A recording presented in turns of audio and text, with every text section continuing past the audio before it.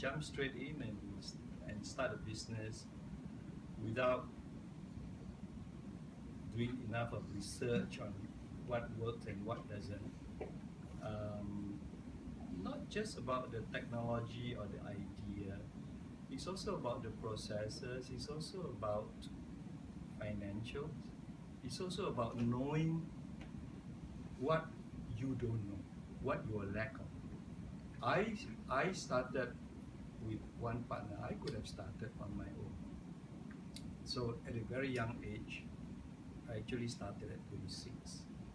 I knew that my partner can draw, even though both of us lack brain, he draws better than I. I did marketing communication, which is advertising in the old days.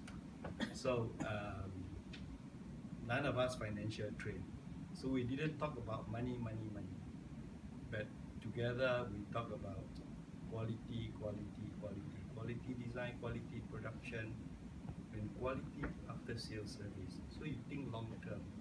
And when you have the quality product and you think long term, and if your product can stand up to the market and be better than others, then the money will flow in.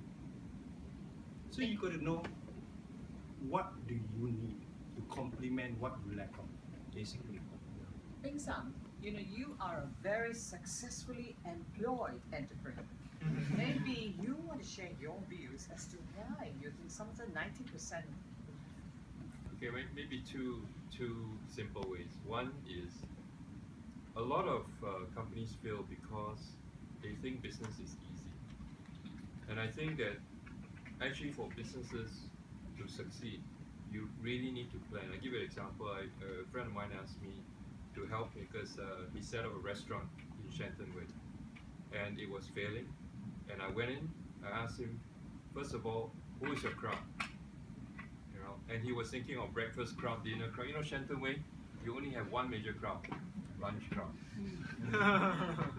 Already the homework is wrong. Number two, right? When people have lunch in Shenton Way, they don't have a lot of time. Oh, you got wow, gourmet, and by the time you sit down and you I have to go back. So when they don't do the homework, and then he said, how many turnaround can you have? So you got to do the math, you got to do sums, you do planning. And if people go to business without, like you said, wing it, have gut feeling, just do it. Only England, but it's a lot of planning. And whoever wants to go to business, my word is, don't take it for granted. For every successful story, you never heard of all the other failures. So plan. And that's a good one because you only hear of the success. Yeah. The You only hear the good news, But the other one is this. I think the leader is very important. I tell you why. Because I think it was either Yinglan or Dave who mentioned about being bold and courageous. Because when you encounter a problem, and if you are down, can you imagine your staff? The leader is down. There's no hope for them. And in many times when you face a lot of difficulties, you somehow have to think through it very carefully. You have to be bold. And sometimes leadership at the top can be lonely, because nobody knows the kind of stress you go through. But you're carrying not only yourself, you're carrying the team below you, the people who have family to feed. But in the tough times, it's the leader that has to be bold, courageous, and move forward. And I think these are the two that I just want to share with you. Yeah, very good advice. Well, I know entrepreneurship, invention has a strong grip on all your imagination. I think these are some of the hard truths that you should take away before you make that leap. Any other questions? Yes. Yeah.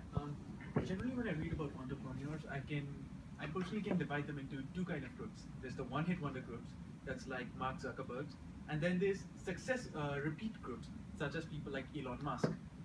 What do you think is the difference in mindset amongst these two different kinds of entrepreneurs? Mingla?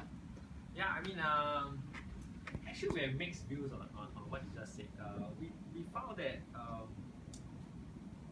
at least from the history of Sequoia, those entrepreneurs who tend to have fairly significant success, will lose the hunger. I mean, one word we use is a desperation that propelled them to be successful in the first place. So I think guys like Elon Musk is the exception rather than norm.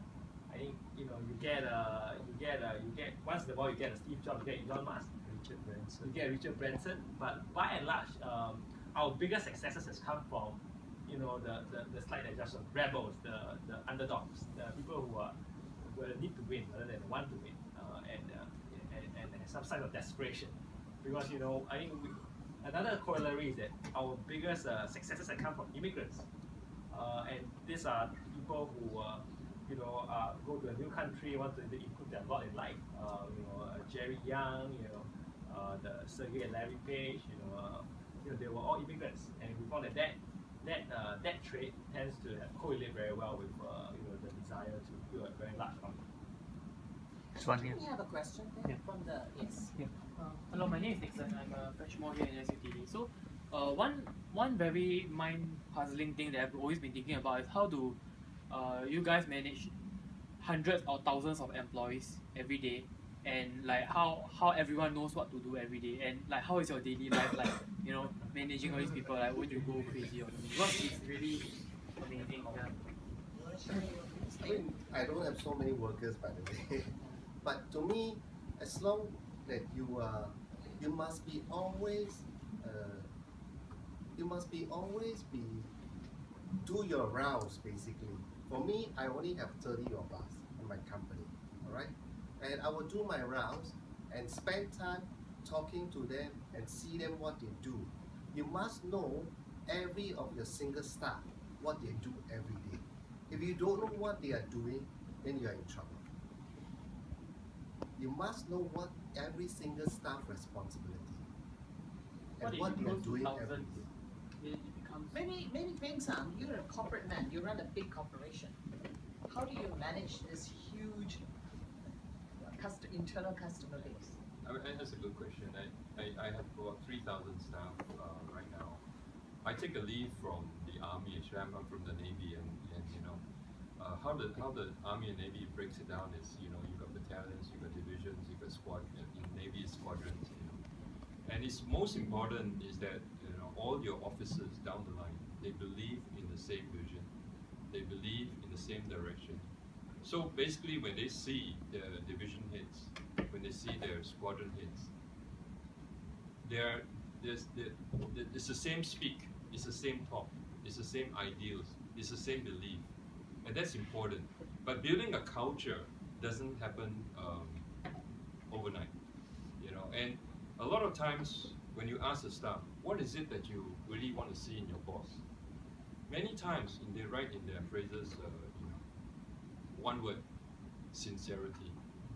If your boss is sincere with you, you can deal with them anytime.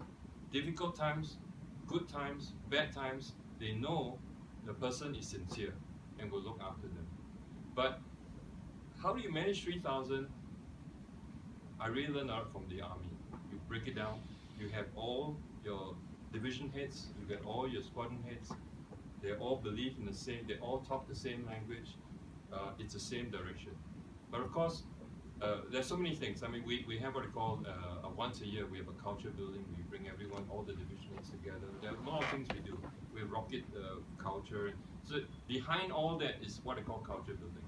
It's a long move. I think it's important.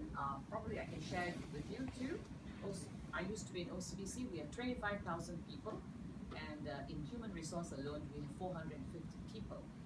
What Peng Sam say is correct. Hire the right people to help you manage. You alone can never manage the 25,000. And if you hire the right people who are all aligned with the right type of credibility, I think it will work. And manage by example. That's It's very true. Managed by example, what Cynthia and Ben said. At the end of the day, the leader must walk the talk. It's a most sickening thing if the leader say one thing and does another thing. And guess what? People will know. we are like open kimonos, Oops. We can have a couple more questions. Yes. Hi, my name is Justin. I'm a junior student here. The question I'm about to ask is related to Mr. So's point on opportunity cost. And it's also about Mr. Lee's speech about entrepreneur isn't 100% born or 100% by nurture. It's a mixture of both. So for students like us, do you advise every one of us to just jumping into entrepreneurship, try a few startups, or should we? Is there any way to self-assess us to become self-aware whether the path is right for us? Because other than being an entrepreneur, there are thousand other possibilities, and it can make you equally happy in life. So Can how we do take the we question know? in two parts? Can we have Ben answer the first part about opportunity cost? Uh-huh. And that's interesting. I want to hear his speech.